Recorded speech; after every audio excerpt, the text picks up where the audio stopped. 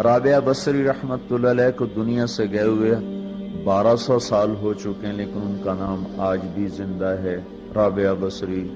گلگت کی عورتوں کو بھی پتہ ہے رابعہ بصری کوئی بڑی اعلیٰ درجے کی خاتون تھی، پنجاب کی عورت کو بھی پتہ ہے، عرب کی عجم کی عورتوں کو پتہ ہے رابعہ بصری نہ کوئی شہزادی تھی، نہ کوئی ملکہ تھی، نہ کوئی وہ خوبصورت تھی، نہ کوئی خاندانی تھی، بلکہ عورت ہونے کے لحاظ سے ہر عیب اس میں تھا۔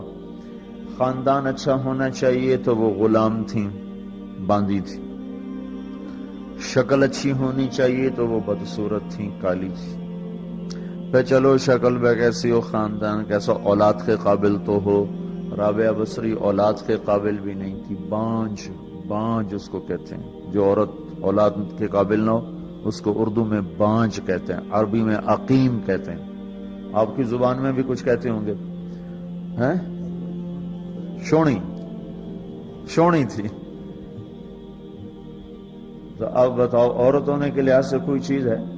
شکل، پہلا تاثر شکل کالی، دوسرا تاثر خاندان غلام، تیسرا تاثر اولاد کے قابل نہیں، بانج ہے، شونی ہے۔ تو 1200 سال کے بعد میں گلگت میں کیوں اس کا نام بلند کر رہا ہوں؟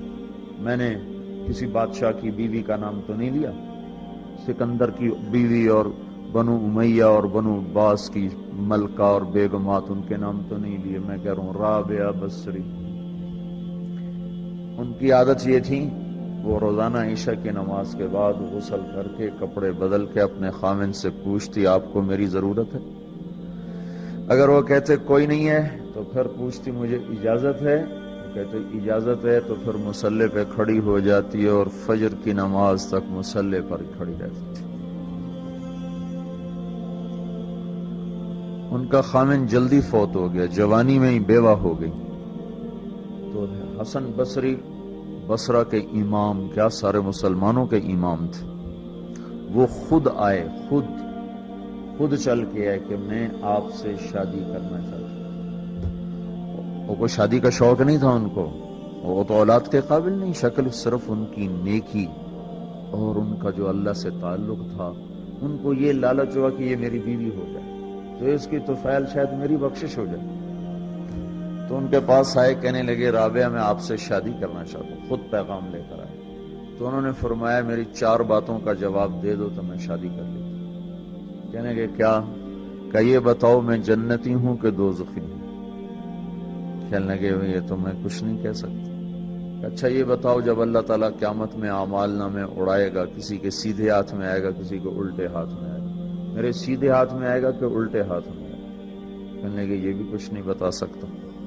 کہنے لگے اچھا یہ بتاؤ جب اللہ نیکیوں کو تولے گا، کسی کی نیکیاں بڑھ جائیں گی، کسی کے گناہ بڑھ جائیں گے، میرے گناہ زیادہ ہوں گے، نیکیاں زیادہ ہوں گی؟ کہا یہ بھی نہیں بتا سکتا۔ کہ اچھا یہ بتاؤ جب لوگ پل صراط سے گزریں گے، کوئی پار نکل جائیں گے، کوئی نیچے گر جائیں گے، تو میں پار نکلوں گی کہ دوزخ میں گروں گی؟ کہنے لگے یہ بھی میں نہیں بتا سکتا۔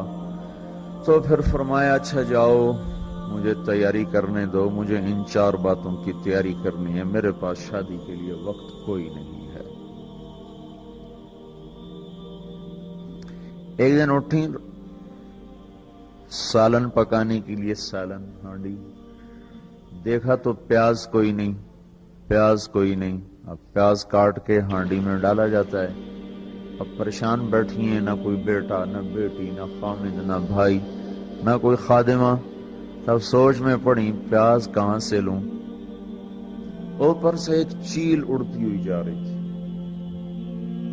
اس کے پنجوں میں پیاز تھا۔ جب وہ اوپر آئی ہے تو اس کے پنجے چھوٹے اور پیاز سیدھا رابعہ بصری کی گود میں آ کے گرا۔ جو ہم سے دوستی لگاتے ہیں ہم پرندوں کو ان کا خدمت گزار بنا دیتے ہیں۔ ہاں، جو اللہ سے دوستی لگا لیتے ہیں اللہ دنیا ان کے لیے مسخر کر دیتے، اللہ دنیا ان کے پاؤں میں ڈال دیتے۔ تو جب ان کا انتقال ہوا، رات کو ان کا انتقال، تو اپنی خادمہ سے کہا بس 2-4 آدمی بلا کے مجھے جلدی سے دفن کر دو، کسی کو نہ بتاؤ، صبح لوگوں کو بتا دینا، اور مجھے کفن دینا میری اس چادر میں جس میں میں تہجد پڑھا کرتی تھی۔ تو انہوں نے راتوں رات دفن کر کے صبح اعلان کیا، شور مچ گیا، ہائے کیوں بتایا، کیوں نہیں بتایا، کیوں؟ تو اگلی رات ان کی خادمہ نے ان کو خواب میں دیکھا، سبز لباس پہنا ہوا، حسن و جمال، سورج چہرے پہ چمک رہا۔ پوچھا آپ کے ساتھ کیا ہوا؟ کہا میرے اللہ نے میرے ساتھ بہت عمدہ معاملہ کیا۔ کہا آپ کی وہ چادر کہاں گئی جس میں آپ کو کفن دیا تھا؟ کہا وہ اللہ تعالیٰ نے اتار لی ہے اور مجھے جنت کا جوڑا پہنایا ہے، اور اس چادر کو اللہ نے سنبھال کے رکھا ہے، جب قیامت کے دن میری نیکیوں کو اللہ تولے گا تو اس چادر کو بھی اس میں تولے گا۔ انہوں نے پوچھا منکر نکیر کا کیا ہوا؟ سوال جواب ہوتا ہے نا، منکر نکیر آتے ہیں، ان کا کیا ہوا؟ کہا وہ آئے تھے تو انہوں نے مجھ سے کہا من رب کی، تیرا رب کون ہے، تیرا رب کون ہے؟ تو میں نے منکر نکیر سے کہا جس اللہ کو 40 سال نہیں بھلایا اس کو 4 ہاتھ زمین کے نیچے آ کر میں بھول جاؤں گی۔ یہ نہیں کہا ربی اللہ ہے، بلکہ ان کو یوں کہا کہ جس رب کو 40 سال میں نہ بھلا سکی اس کو 4 ہاتھ زمین کے نیچے آ کر میں بھول جاؤں گی۔ تو منکر نکیر نے کہا اس کا آگے کیا حساب لینا، چلو بھائی واپس چلو، چلو بھائی واپس چلو۔ یہ بات آپ نے حضرت عمر سے فرمائی تھی، عمر وہ کیا دن ہوگا جب تو قبر میں ہوگا اور منکر نکیر آئیں گے زمین کو چیرتے ہوئے، اور ان کے ہاتھ میں ہتھوڑا ہوگا، ساری دنیا کے انسان جن اٹھانا چاہیں تو اٹھا نہیں سکیں گے، اور ان کی آواز میں بجلی کی کڑک ہوگی، اور وہ زمین کو چیرتے ہوئے آئیں گے، ان کے دانت لمبے ہوں گے، تو وہ آ کر تم سے سوال کریں گے من ربک ما دینک من نبیک۔ تو حضرت عمر کہنے لگے یا رسول اللہ میرے ہوش ٹھیک ہوں گے؟ جیسے میں اب بیٹھا ہوں میں ایسے ہوں گا؟ تو ہمارے نبی نے فرمایا ہاں تو ایسے ہی ہوگا جیسے تو اب بیٹھا ہوا ہے۔ تو کہنے لگے پھر میں اچھی طرح ان سے نمٹ لوں گا۔ تو جبریل آئے، کہنے لگے یا رسول اللہ ہم دیکھ رہے ہیں آگے کہ عمر کو جب قبر میں ڈالا جائے گا اور آ کر منکر نکیر ان سے سوال کریں کہ من ربک، تو یہ کہیں گے ربی اللہ فمن ربکما، میرا رب تو اللہ ہے، تم بتاؤ تمہارا رب کون ہے؟